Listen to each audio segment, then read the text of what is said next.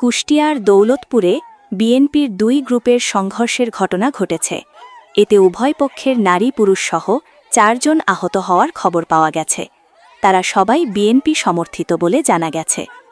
কুষ্টিয়া দৌলতপুর থেকে আব্দুল আলিম সাচ্চুর প্রতিবেদনে দেখুন বিস্তারিত।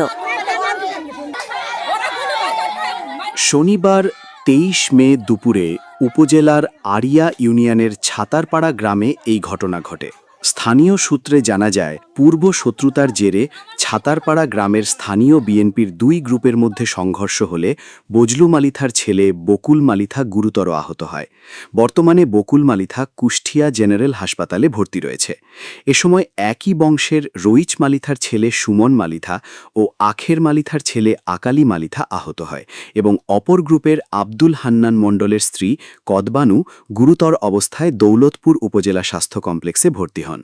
সংঘর্ষের বিষয়ে জানতে চাইলে গুরুতর আহত বকুলের চাচাতো বোন জানান, কর্নেল শোভনসহ তার পক্ষে লোকজন রামদা, রড, হাসুয়া নিয়ে আমাদের লোকজনের উপর দুপুরের দিকে অতর্কিত হামলা চালিয়ে ও কুপিয়ে মর্মান্তিক জখম করে। এ সময় ঘটনাস্থলেই আমার চাচাতো ভাইসহ আমাদের আরও 2 জন আহত হয়। আমরা সঠিক তদন্ত করে দোষীদের আইনের আওতায় আনার জোর দাবি জানাচ্ছি। এদিকে অপরপক্ষের অভিযুক্ত কর্নেলের স্ত্রী শারমিন সুলতানা তার স্বামীসহ পরিবারের লোকজনের বিরুদ্ধে আনা অভিযোগ অস্বীকার করে জানান, ছাতারপাড়া ফসলি মাঠে আমাদের নিজ নামীয় সেচ পাম্পে তালাবদ্ধ করে দেয় মালিথা বংশের লোকজন। এ ঘটনার প্রতিবাদ করতে গেলে তারা আমাদের ওপর চড়াও হয় এবং কথা কাটাকাটির এক পর্যায়ে আমাদের ওপর হামলা করে। এ সময় আমার শাশুড়ি কদবানু গুরুতর আহত হয়ে পড়ে। আজ 4 দিন হতে চললেও মালিথা বংশের লোকজন আমাদেরকে গৃহবন্দী করে রেখেছে। আমরা আইনের মাধ্যমে এর সুষ্ঠু বিচারের দাবি জানাচ্ছি। এ বিষয়ে দৌলতপুর থানার officer in charge OC Mohammad Arifur Rahman জানান, সংঘর্ষের খবর পেয়ে দৌলতপুর থানা পুলিশ ঘটনাস্থলে পৌঁছে পরিস্থিতি নিয়ন্ত্রণে আনে এবং সেখানে অতিরিক্ত পুলিশ মোতায়েন করা হয়েছে। বর্তমান ওই এলাকার পরিস্থিতি স্বাভাবিক রয়েছে। এ বিষয়ে লিখিত অভিযোগ পেলে তদন্ত সাপেক্ষে আইনগত ব্যবস্থা গ্রহণ করা হবে।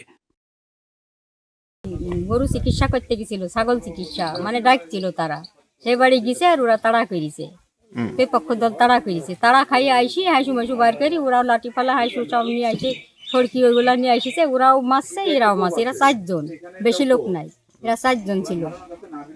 হয়েছে ওই ছেলেটা পড়ে গেছিল, তারপরে খুব লেগেছে। গোলাগুলির কোনো ঘটনা নাই। আমার বাসায় এই যে আমার বাড়িতে ইট পড়েছে, তো আমার এই জায়গাতেই মারামারিটা হয়েছে। তাহলে আমি জানবো না গুলি হয়েছে কি? হ্যাঁ, গুলি হয়নি কো, না না না গুলি হয়নি। গুলি করলে ওরা করতে পারে, ওরা আনতে পারে, তাছাড়া এরা গুলি নাই, এরা গুলি ছিল না। আর ওরা 1-2 কি 200 কি 500 দেখে না, শুধু রাস্তায় মানুষ। এখন ওদের সাথেই ওদের কাটাকাটি কিভাবে কি বলতে পারবো না। তারা দিয়ে এরা যার জানের ভয় শেষে চলে গেছে, কোথায় গেছে কি অবস্থায় তাও বলতে পারবো না। আর আমাদের শুধুই কাজ যে ইনারা আসুক আমাদের রক্ষা করুক, ইনারা আসুক আমাদের রক্ষা করুক। আমাদের এই করতে করতে এটা হয়ে গেল।